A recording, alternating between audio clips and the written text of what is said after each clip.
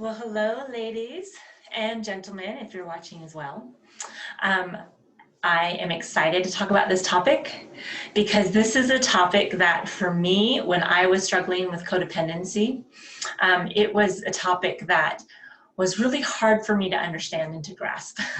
So I have come up with a way of trying to create it so that hopefully you will grasp this concept of what I'm trying to offer to you about exchanging the codependent behavior of being a people pleaser and creating it or exchanging it to become a peacemaker, so a leading lady quality. So first of all, we got to know, right, where we're at, what a people pleaser does, and kind of where that stems from. And so I want to offer that when we are people pleasing, we are not being honest with ourselves or with the other person. And I know sometimes that was, for me, that was kind of hard to hear. Like, what do you mean? I'm honest. I'm telling you the truth. But I want to say that deep down inside of how you're feeling, you might not be as honest as you could be. And as we go through these steps, I hope that that comes to, that you start to see where it is that I'm coming from. It doesn't mean that anything's wrong with you or that you're a bad person.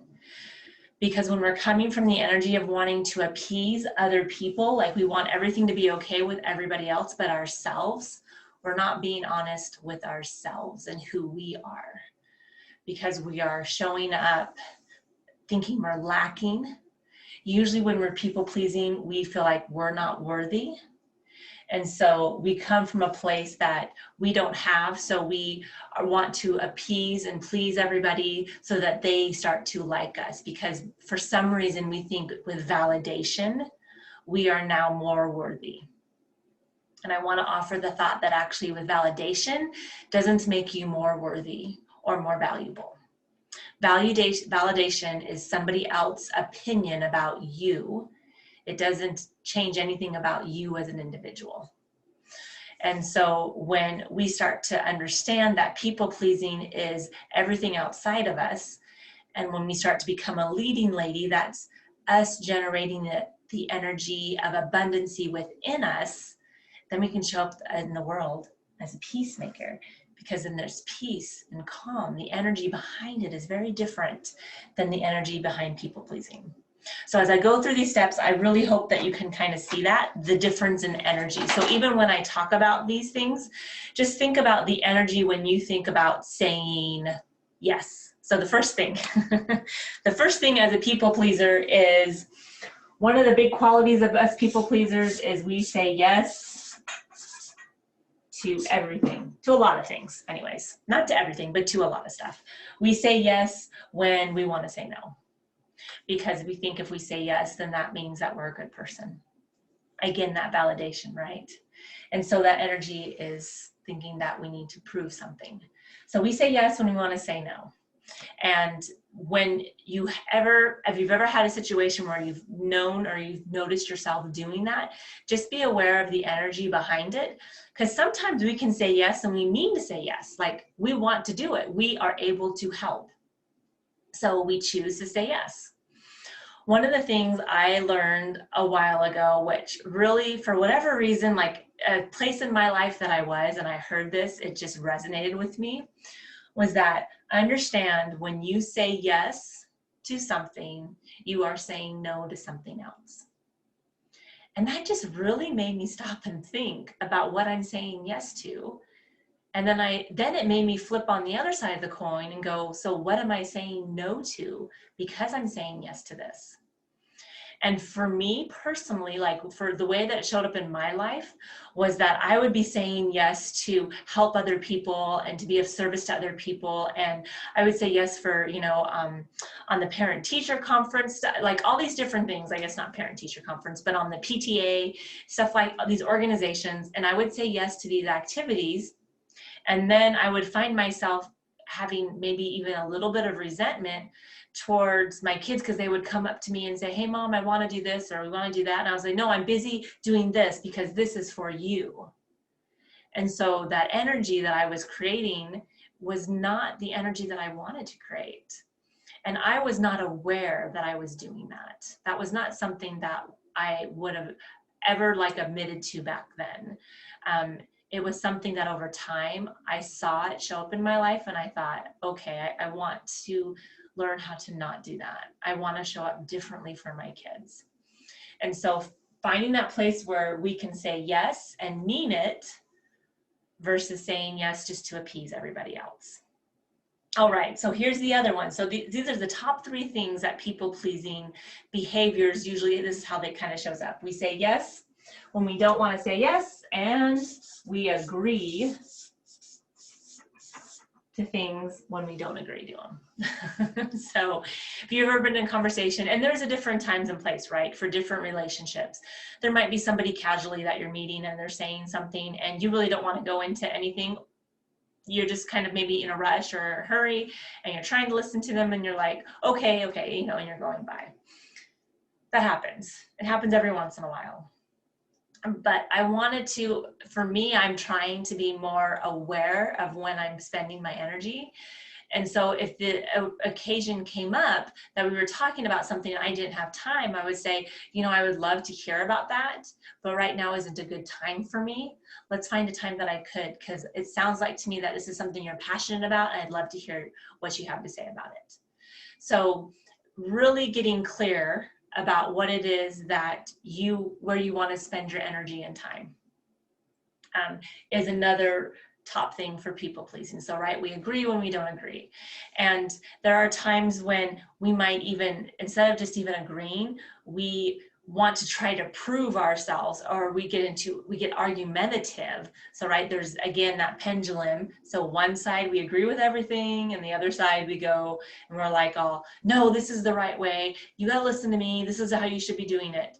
So we go from one side to the other. And I want to offer that there is a middle ground in there. There's a place where you can find that peace and calm between those two different points of perspective.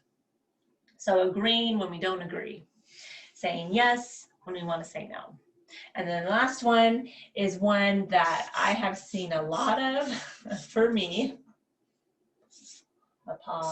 Okay, I hope I spelled that right. I don't know.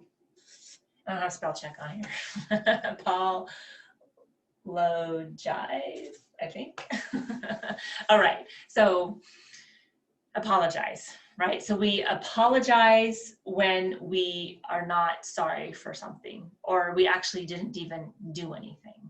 We just apologize for being there. Like we literally find yourself maybe even apologizing for like, well, I'm sorry, I didn't know that I couldn't. So you're apologizing before you're even there. And again, that comes from a sense of, you know, worthiness, of feeling like you're not worthy for whatever reason to be in the presence of these individuals. And so when we go through our life and we're finding ourselves apologizing a lot, just kind of look at that and see what's coming up for you that you feel like you have to apologize for everything that you're doing, things that you're saying, how you're showing up, and what that is doing for you. Because I want to suggest something, that maybe apologizing isn't giving you the result that you want. A lot of times when we apologize, we are coming from, right, a sense of lack, again, like I talked about, wanting validation. And so we're apologizing, and then that unworthiness, like we're not worthy enough. And every time you're doing that and you're saying you're sorry and you're apologizing for things, you are putting that energy more into your life, where you could say, thank you for the opportunity, but I'm not available. You don't even apologize for anything. You're just saying, thank you, but I'm not available, or I'm unavailable at that time. You know, instead of always saying, I'm sorry, I can't do this. And just sit with yourself with those words and see if there's different emotions that come up for you when you start to talk that way. So I'm saying that when you start talking to yourself in the sense that you get more clear on the way that you address something, the energy becomes different within you because you're saying different words than you said before. So when we stop saying I'm sorry all the time and we start saying thank you for the opportunity, but I can't, you know, I'm not available at this time, but this time would work for me. Saying things like, I know I was running behind. Thank you for waiting for me. I appreciate that. Instead of saying, oh, I'm so sorry, I'm late. I'm so showing up in a sense that you are creating that energy, and just say those words to yourself. Find a couple of words where you say, I'm sorry, and find the words that you can switch to say it in a different way, and just see if you feel different when you say those words. All right, so people pleasing, saying yes, agreeing, apologize when you don't need to apologize. So what are the qualities of a peacemaker? So there's going to be 3 counter spots to these, right? So we're going to talk about the opposites here, kind of the opposites, right? So if we say yes, we're not going to say no all the time. That's not the answer. But there's an answer, a way that I look at it, I guess. So I suggest it. So instead of saying yes all the time, we choose to pause. So we pause instead of saying yes all the time, meaning that we figure out what it is we're saying no to, because remember, when we say yes to something, we say no to something else. Figure out what we're saying no to and decide if that is the result we want. Is that the way that we want to show up? Is that going to fit for us? Is that going to work for us? Is that something that we can rearrange and it's going to be an okay thing and I'm not going to be frustrated about it afterwards? So really exploring that. And when you pause, you can say, well, let me get back to you. I'm not sure if I can. I'm going to have to go check my calendar. There's nothing wrong with doing that. And by doing that, you can really start to see where you want to spend your time and energy in your life. And understanding that spending it with the people that matter most to you. And when you start to do that, you start to feel like you have a power within you, because you now have a different kind of energy that you show up with. You don't feel exhausted. You don't feel overwhelmed. You don't feel anxious all the time. Because when you're saying yes to everything, you do get overwhelmed feeling. You can feel anxious about things. You can feel stressed out.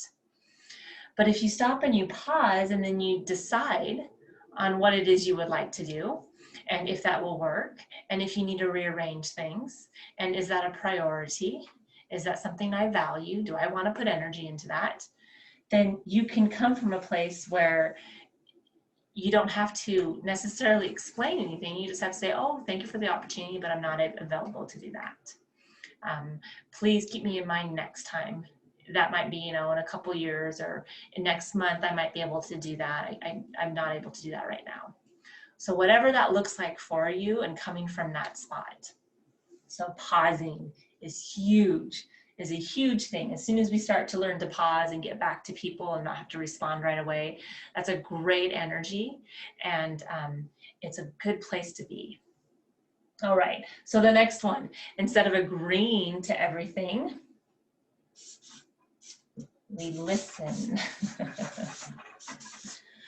We listen. We might ask questions. We might get curious with what people are saying.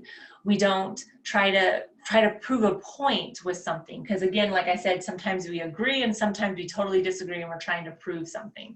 So instead of agreeing to proving, we go, oh, let me listen, and I want to hear where you're coming from. And if that is the case, if that's what you want to be doing. And so you listen to what they're saying, and then you decide, oh, thank you for sharing that with me. I don't agree with that myself or me, but I appreciate you sharing that, because you gave me some things to think about that I never thought about before. So really being courteous about that, and just showing people that you do care, that you are listening, and that you do want to hear them. It's not just wordplay. You're not just saying, let me listen, and then you're on your phone, and then you just make some kind of whatever, some argument back. Instead, you're actually giving them your attention, and you're really listening to where they're coming from. You're watching their body language, you're watching their tone of voice, you're paying attention. And when you start paying attention to people, it doesn't only soften their heart, it softens your heart. And it's just such a good overall feeling to have. And so instead of agreeing with everything, we can start choosing to listen to people more, and just being open to what it is that they're saying. Okay, apologizing, right?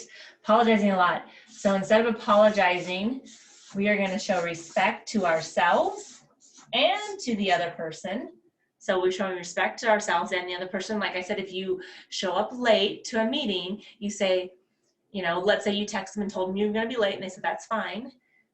You get there and you say, thank you so much for waiting for me. I really appreciate that. You have to say, I'm so sorry I'm late. Thank you for waiting for me. I really appreciate that. You know, just that respect that you're showing that you appreciate it. And then let's say that they say, well, I can't wait any longer. You know, it's been over 15, you know, if it's over 15 minutes, I have to go. Totally understand that. And then if they go, you're going to say, you know, I hope that we can reschedule sometime. I know that I was at fault, that I was running behind. Please, you know, I'd love to be able to have the opportunity to get to meet with you again, whatever that looks like. So however that is, and if it's a friend, there's going to be different, you know, friend conversation as well within that, but just respect for yourself and for the other person as well. And then just appreciation, right? So appreciate. So instead of apologizing all the time, just showing appreciation. So that whole respect and appreciation for what they're bringing to the table. So, or what you're bringing to the table, and how you're, like, again, how you're showing up. So here we have people-pleasing behaviors, and here we have peacemaking behaviors.